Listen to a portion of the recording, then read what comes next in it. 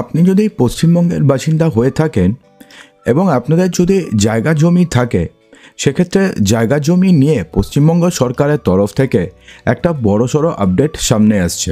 হ্যাঁ বন্ধুরা, এখন থেকে সম্পত্তির মূল্য নির্ধারণে নয়া নিয়ম জারি হতে চলেছে রাজ্য জুড়ে। এর ফলে 10% হারে বৃদ্ধি পেতে পারে সম্পত্তির দাম। তো এই নিয়মটি চালু হবে কেন, এবং এই নিয়মটিতে কি বলা রয়েছে, এবং এই নিয়মের ফলে আপনাদের কি কি সুবিধা হতে পারে অথবা কি কি অসুবিধা হতে পারে, এই নিয়ে বিস্তারিত জানতে ভিডিওটি সম্পূর্ণ দেখতে থাকুন। তো আগে আপনাদের জানিয়ে রাখি যে বর্তমানে অর্থাৎ আগে কি নিয়ম ছিল, তারপরে আমরা জানবো যে নিয়ম পরিবর্তন হয়ে বর্তমানে কি হয়েছে এবং এই নতুন নিয়ম অ্যামেন্ড হওয়ার ফলে কি কি হলো। তো আগে যে নিয়ম ছিল সেক্ষেত্রে বেসরকারি সংস্থার দ্বারা সম্পত্তির মূল্য অর্থাৎ প্রপার্টির যে ভ্যালু রয়েছে সেই ভ্যালু নির্ধারণ করা হতো। তবে এই বিষয়ে তৎকালীন সময়ে নানান দুর্নীতির অভিযোগ সামনে ওঠে, অর্থাৎ বামফ্রন্ট আমলে নানান দুর্নীতির অভিযোগ সামনে আসে। ফলে পরবর্তীকালে তৈরি করা হয় ভ্যালুয়েশন বোর্ড, যা তৈরি করে কোনো এক প্রবীণ IAS অফিসার। আচ্ছা, যে বোর্ডের মাধ্যমে প্রতি 5 বছর অন্তর অন্তর নির্ধারণ করা হয় সম্পত্তির মূল্য, অর্থাৎ প্রতি 5 বছর অন্তর অন্তর সম্পত্তির মূল্য তো কিছুটা তো বাড়ে, অর্থাৎ 5 বছর আগে একটা সম্পত্তির যা মূল্য ছিল সেটা তো প্রতি 5 বছর অন্তর অন্তর বৃদ্ধি পায়। তো সেটাই তৈরি করে ভ্যালুয়েশন বোর্ড। তবে মূল্য নির্ধারণের পরে কারোর কর বিষয়ে যদি কোনো অভিযোগ থাকে বা কোনো যদি আপত্তি থাকে, অর্থাৎ তার সম্পত্তির যা ভ্যালুয়েশন হওয়ার দরকার তার থেকে ধরুন কম হয়েছে অথবা তার থেকে ধরুন বেশি হয়েছে, তো সেক্ষেত্রে তো তার কোনো অভিযোগ থাকবে। তো সেই অভিযোগ বা আপত্তি থাকতেও তা পর্যালোচনা করার জন্য তৈরি করা হয় ডিসপোজাল কমিটি। তবে সাম্প্রতিক আসন্ন নতুন বিল পাশ হলে চাপ বাড়বে সাধারণ নাগরিকদের উপরে, এমনটা কিন্তু মনে করা হচ্ছে। তো এখন আমরা জেনে নিই যে নতুন বিল সম্পর্কে। এই নতুন বিল কবে থেকে চালু হবে এবং এই নতুন বিলে কী বা বলা হয়েছে। তো খুব শীঘ্রই রাজ্যে চালু হতে চলেছে রাজ্যের সম্পত্তি মূল্য নির্ধারণের নতুন নিয়ম, অর্থাৎ ভ্যালুয়েশনের জন্য নতুন নিয়ম চালু হতে চলেছে। রাজ্য বিধানসভায় বর্তমানে অধিবেশন চলছে।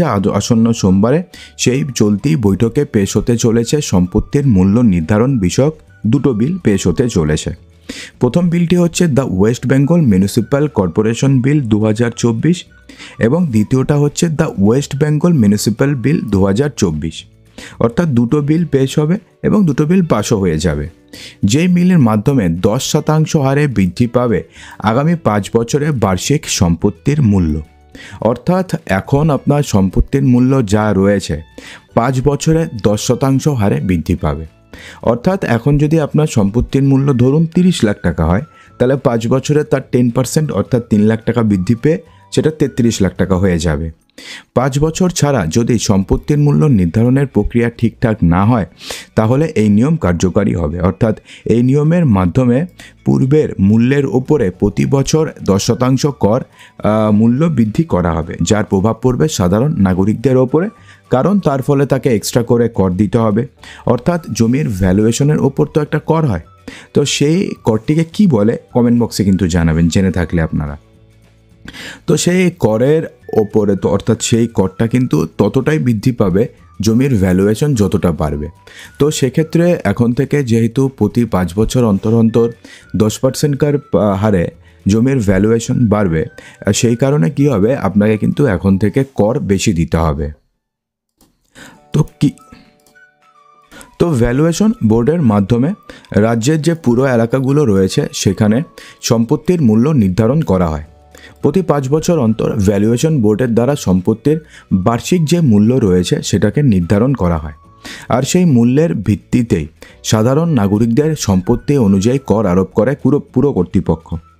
তবে বর্তমানে সম্পত্তির আকার, আয়তন, সম্পত্তির ওপরে তৈরি বাড়ির ব্যবহারের ধরন বদলাচ্ছে, কিন্তু সেই অনুযায়ী সম্পত্তির মূল্য নির্ধারণ হচ্ছে না।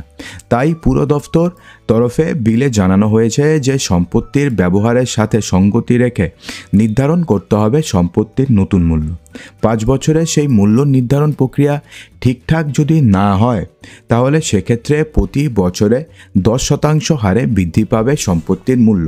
অর্থাৎ ব্যাপারটি কীরকম, অর্থাৎ এখন দেখা হবে যে 5 বছর অন্তর অন্তর 10% করে আপনার সম্পত্তির ভ্যালুয়েশন বেড়েছে নাকি বাড়েনি। যদি বেড়ে থাকে তাহলে তো কোনো সমস্যা নেই, ঠিক আছে। আর যদি বেড়ে না থাকে তাহলে এখন থেকে প্রতি বছর আপনার সম্পত্তির ভ্যালু 10% করে বাড়ানো হবে।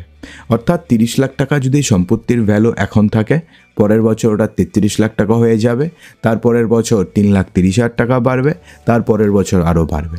অর্থাৎ সম্পত্তির ভ্যালু প্রতি বছর 10% করে বাড়বে এবং এর ফলে আপনাকে সম্পত্তির উপর যে কর রয়েছে সেটাকে আপনাকে প্রতি বছর বেশি বেয়ার করতে হবে। তো বন্ধুরা, এই নিয়ে আপনাদের কি বক্তব্য রয়েছে?